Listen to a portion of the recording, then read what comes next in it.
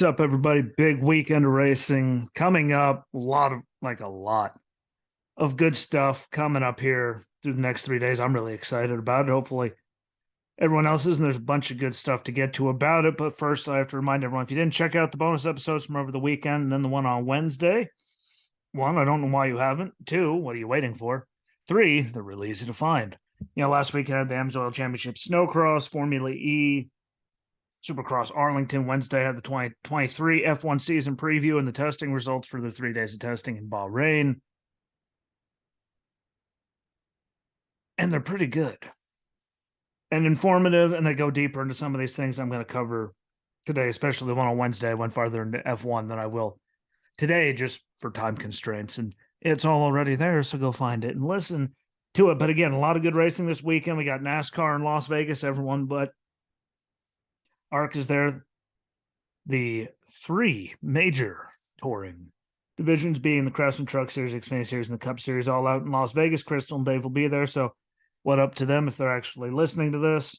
2023 season debuts for IndyCar in St. Pete, and we have F1 in Bahrain, and we have Supercross at Daytona to see what Ricky Carmichael himself put together, because he designs the tracks for Daytona, and he always puts together like some of the best tracks, probably the best track you'll actually see all season, which is really super. I'm like stoked about that. Don't worry, the track maps will be up.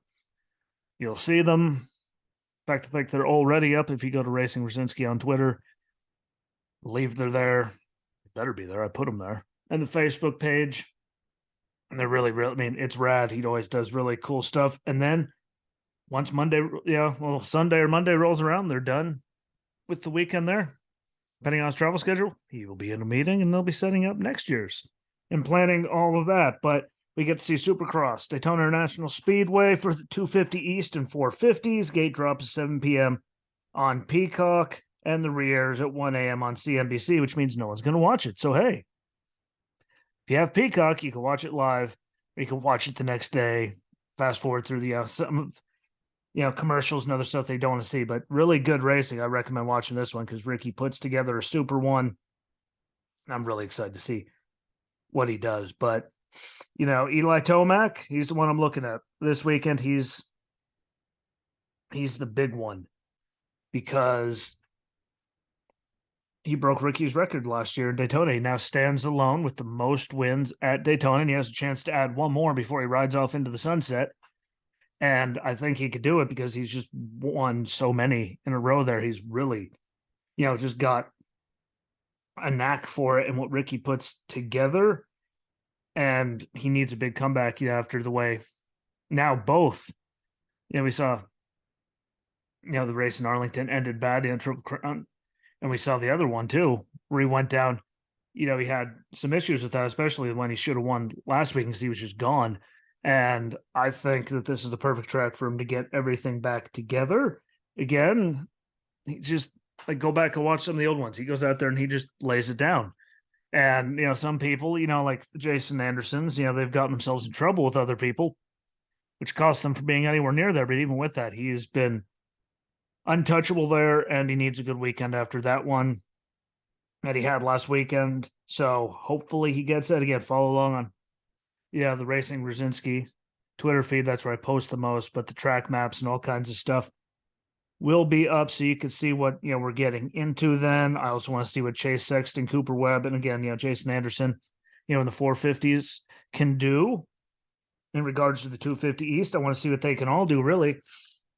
There's a bunch of guys that I think really can step up.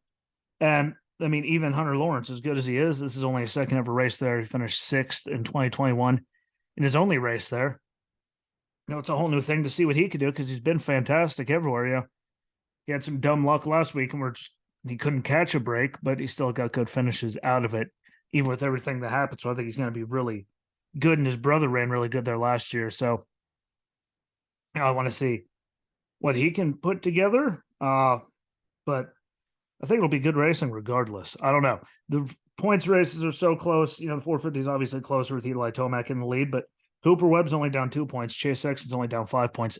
They've won all the races, all three of them combined, and they're right on top of each other every single race. So even if Tomac goes out there and does what he has been doing there, Eli isn't going to get too far away unless the other two suddenly have problems, which I mean, Chase Sexton always has something happen every race, but he still gets good finishes regardless of all that. So I'm really, intrigued to see how it all just actually works out and plays out in the 450s because they've been, way closer and on top of each other than in the 250 East. And that's not, anything against them. Hunter Lawrence is first, Max Anstie second at 11 down, and Nate Thrasher's third behind, 16 points. But look how Thrasher got that. Max Ansie's always right there. Hunter's just always had the little bit extra, of a gap. There wasn't, catastrophe in every race, for some of the guys where we've seen everyone have their bad spots in the 450. So they're on top of each other, those three. There is a little gap there, but not much. And I think it's going to lead to good stuff, especially with everything Ricky has planned. Again, I say I want to see it. I mean, obviously seeing the maps, but I want to see, bikes on track and see how they do that because I think it's going to be fantastic. Other things, maybe hopefully get to see, Jet in the booth again because his experience there, he won there, see what his insights are of everything. And even bigger, James Stewart, aka Bubba himself, will be in the booth as well with Ricky. Super looking forward to that. I mean, just went to the Hall of Fame all by himself in the class. And he's up there on the wins list, everything. Like the amount of knowledge that will be up there between, just Ricky and Bubba is gonna be enough to watch it. So I'm really looking forward to that and all the insight. Again, tomorrow night at 7, gate drops on Peacock.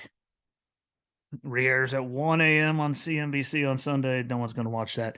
But, next day Peacock too. And you can fast forward through, commercials and ads for bikes and all that stuff, which does save you a bunch of time, but it's going to be really good. I'm excited for it. Hopefully you guys are. I think it's going to be probably one of the best races of the year just because of the track in and of itself, because they put together a fantastic one. So we'll see, but I'm telling you, make sure you got your eyes on that one because that's going to be killer. They also have the IndyCar Firestone Grand Prix of St. Petersburg, 12 p.m. Sunday on NBC, NBC Universal, Peacock, IndyCar Live, and SiriusXM. Finally, their first race of the year. I enjoyed the race that they did there last year.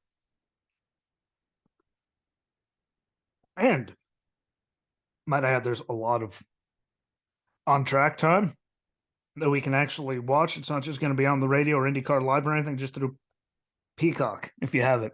Most of this, but practice 1 today, 3 p.m. to 4:15 p.m. on Peacock. Saturday, 10 to 11 a.m.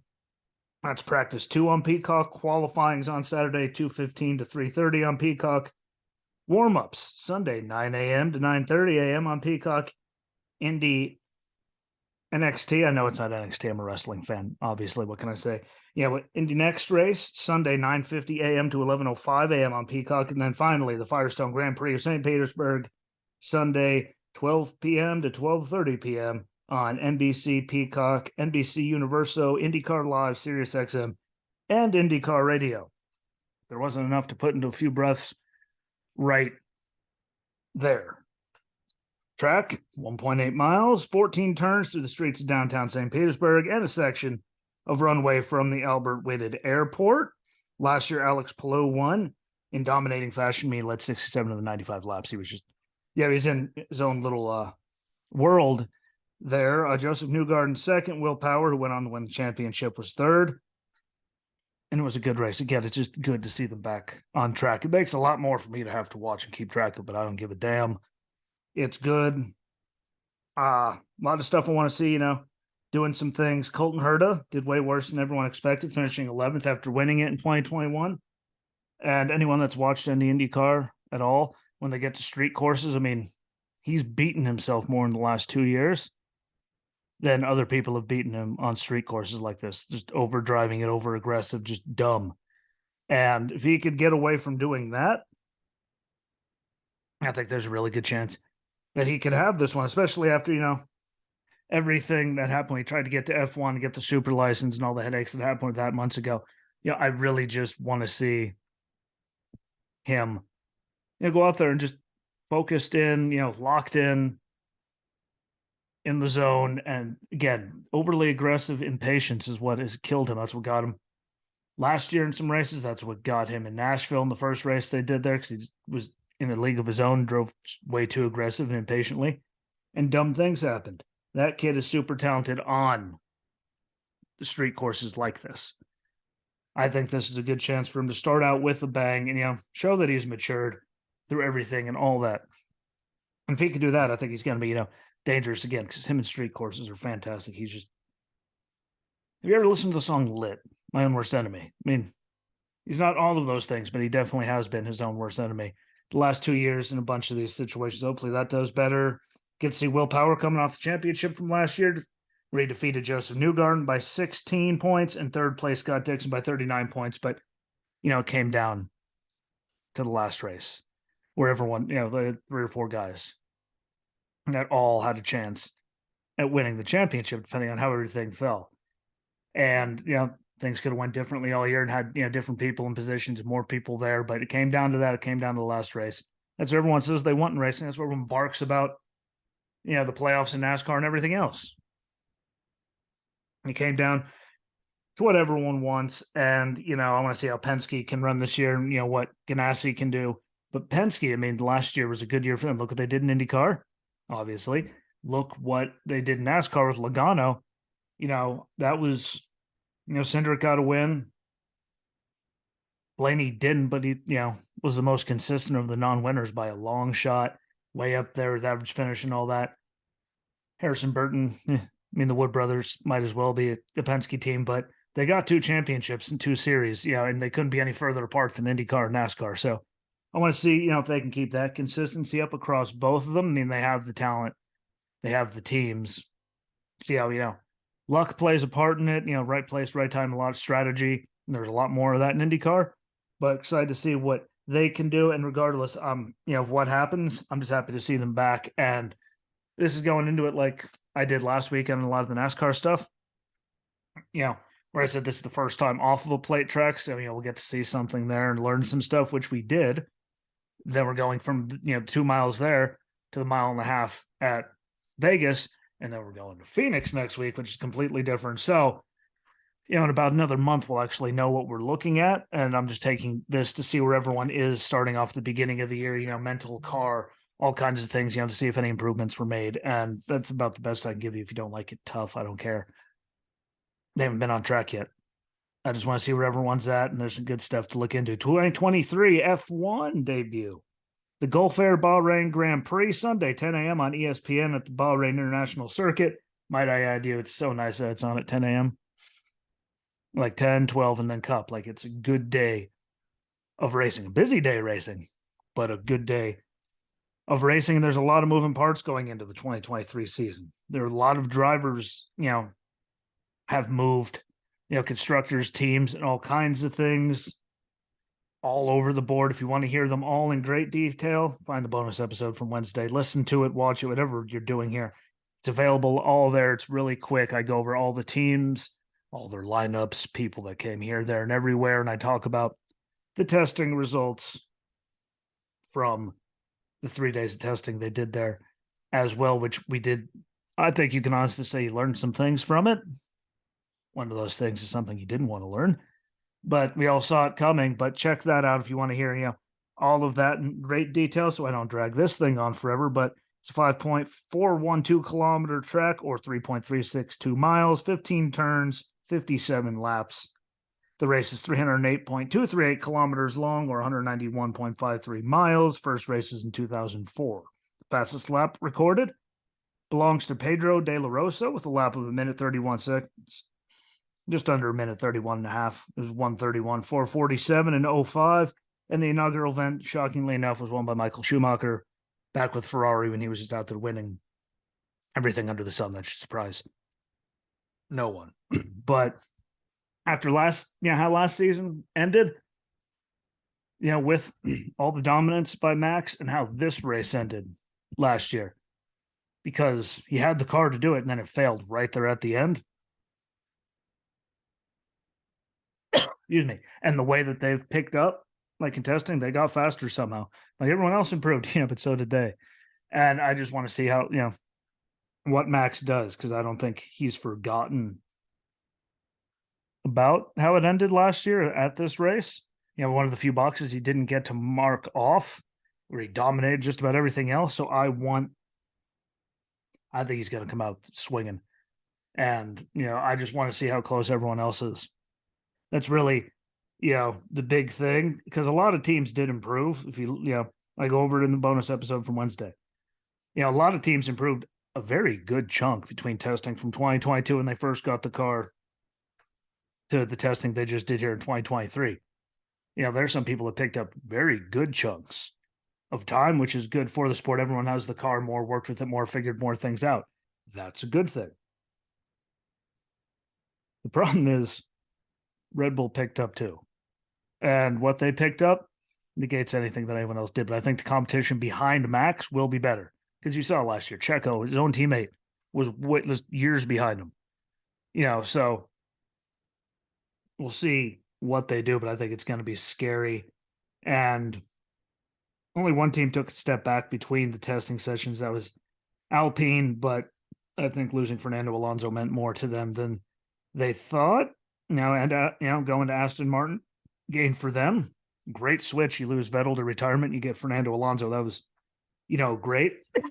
I also don't think that Daniel Ricciardo was the problem in McLaren. I think it's the car, because they haven't won anything in forever. He got them their only win.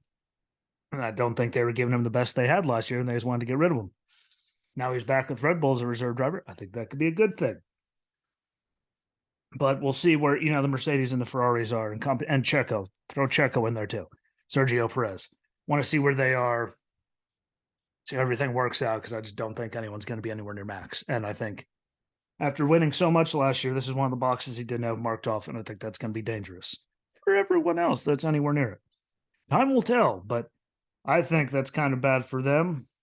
We'll see. Again, Sunday morning, 10 a.m. on ESPN, and watch their coverage.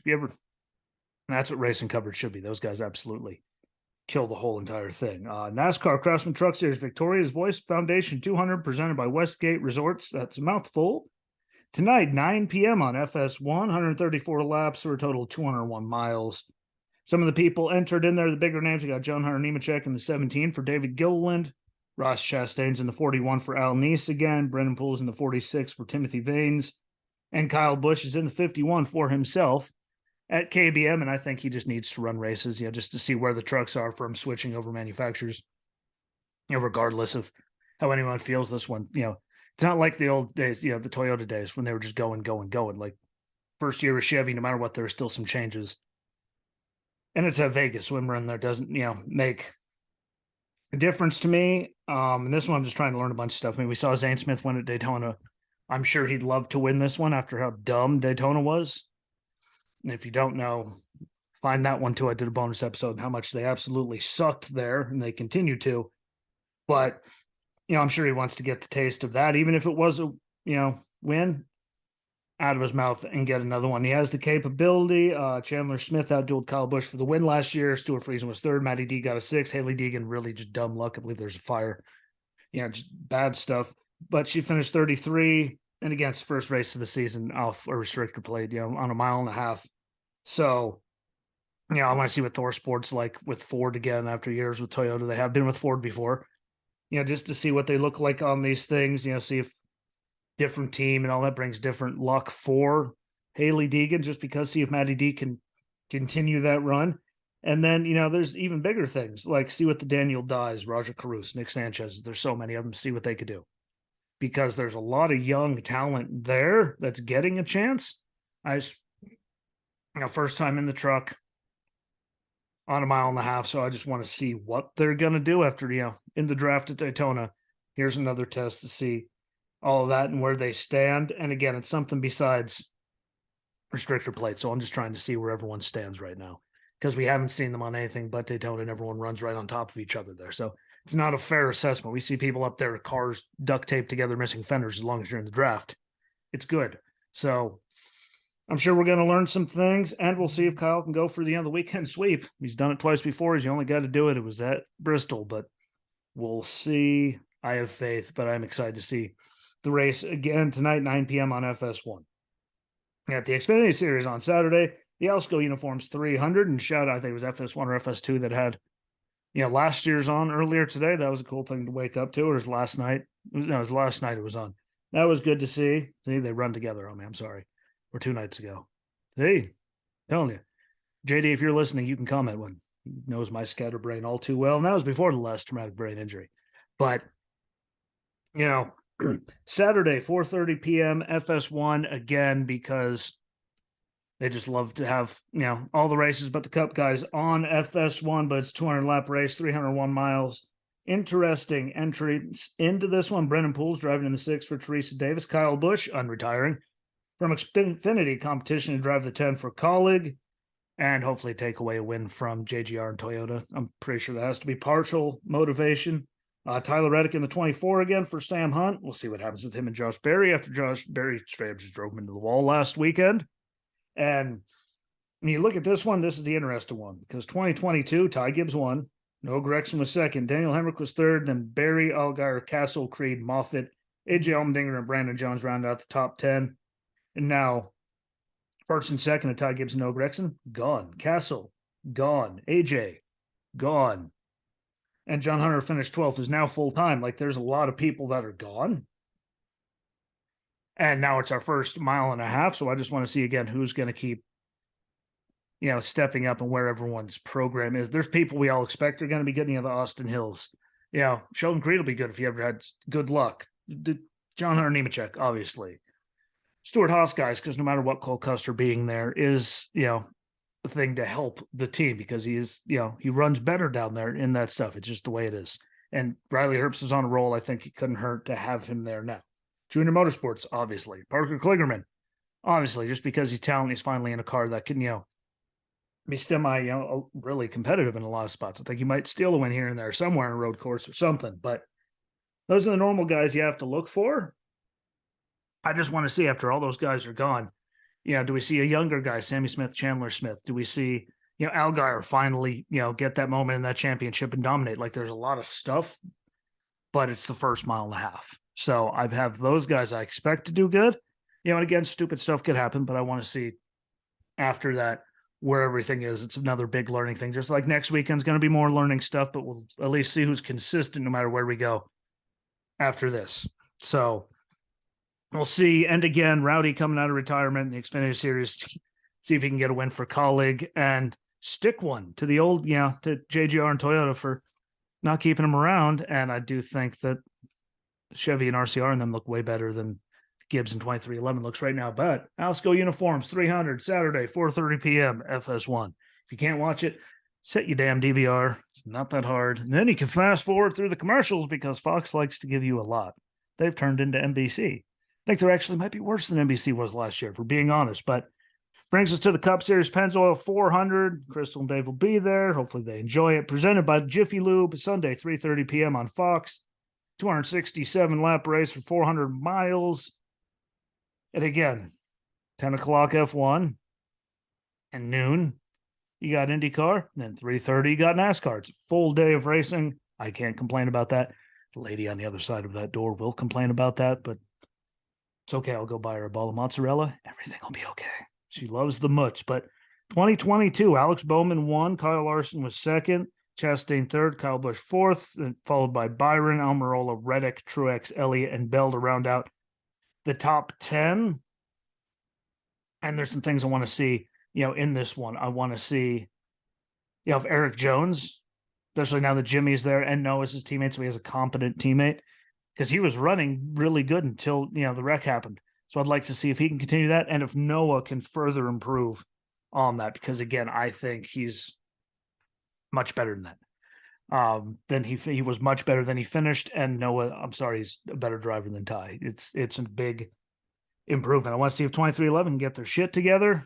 All right, it's the first time I slipped, but where have you been? Reddick hasn't been there. Bubba, bad luck at Daytona, but you can't, there were people getting turned like that all weekend. So that was the Daytona thing, but they didn't look good. See if they can improve. I do give him a great credit for the save, though, trying not to hit Eric Jones. He ended up breaking himself last year. So he did have a rocket ship last year, did Bubba, until that, unfortunate thing where we saw both of them go out. But that happens. Corey LaJoie, see if we can get another great run out of him after last weekend, because he's looked better this year. Slowly improved, but last weekend they held in there. So let's see, what they look like this year. Sadly, he has Ty Dillon as his teammate, so he's not going to get any better. He's not going to get any help. But see what they can do after that run. RCR, they're going to look good again. Trackhouse, they're doing phenomenal. And Toyota's lost their numbers, and they haven't looked good. And you can say whatever you want, and numbers are the numbers so far this year. Doesn't mean that they're going to stay like that. But like I said last year, Walter might have even been on here to say it, losing Kyle Busch and KBM was a giant loss, more than they'll ever admit it. And I think they lost something special when that happened. And so far, RCR and a bunch of them look better. Doesn't mean they can't get better. But right now, it looks like a net gain for Chevy. Time will tell before you freak out. But so far, it looks like a much bigger gain for Childress and a very huge loss for Toyota. Another thing, we'll see if Blaney can get a win together. Your luck. There you go. People on Twitter, will Blaney win? Will someone hold his pit crew accountable? Having a big, long conversation about that earlier this week. See if they do anything. Who knows? Blaney will finally snap and stop taking everyone's shit. Maybe that'll happen. Time will tell. But it's still early in the year for me to make any bigger, anything than that. To make observations. I'll tell you again. What I say, I think Legacy will do good. I think LaJoy will do good. RCR looks good. Trackhouse looks good. Like there's things, Logano looks good. Those are things you expect going into this, but we have no mile and a half at all this year. So, we'll see how it all works out again, because no matter what, different year, they have worked on things. So we'll see. But a big, exciting weekend for racing. Going to keep me busy. Set your DVRs and go on Peacock. Otherwise, it's going to keep you busy. But again, you got Indy Next, NTT IndyCar Series, and Supercross for the weekend, all on there. Until the big, and you can watch the big race there too. Like, it's worth it. The IndyCar guys at St. Pete, great racing. And the Daytona track for Supercross is fantastic. Ricky doesn't miss ever on that. So make sure you check them out, or at least go and watch them later, because it's going to be really good stuff. Trust on that. And check out the bonus episodes if you haven't. If you want to know anything more about F1 going into it. Before they start, I went over it all, people, new places, all kinds of stuff. So make sure you find that and do that as well. It's much more thorough and in depth. And this thing already went this long, and we would have been here for an hour.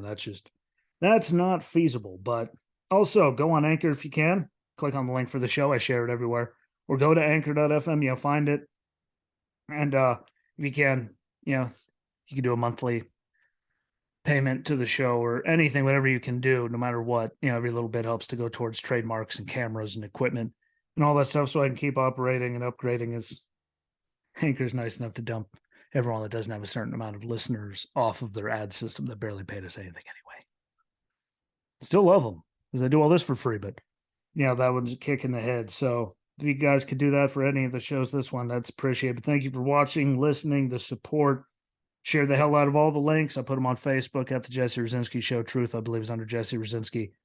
And then Twitter at Racing Rosinski. And I post the most on Twitter. I'm live tweeting, during races and events. You can keep track of stuff there if you need to know anything, but I do the most on Twitter. It helps a lot. So make sure you check it out. Follow me on there. It's a great thing. And one more, share the hell out of it. Also, let me know what you think. There's a lot of thoughts going into all this. I just don't think that we can really, know anything, because, we haven't seen them on a mile and a half, and, anything's possible. So we got to wait and see all that. But just know I appreciate all of you, and enjoy your weekend. Enjoy all the racing if you watch it all, live or later or at all, and enjoy whatever you have planned. And like that, until next time, deuces, peace. I'm out. Bye, everybody.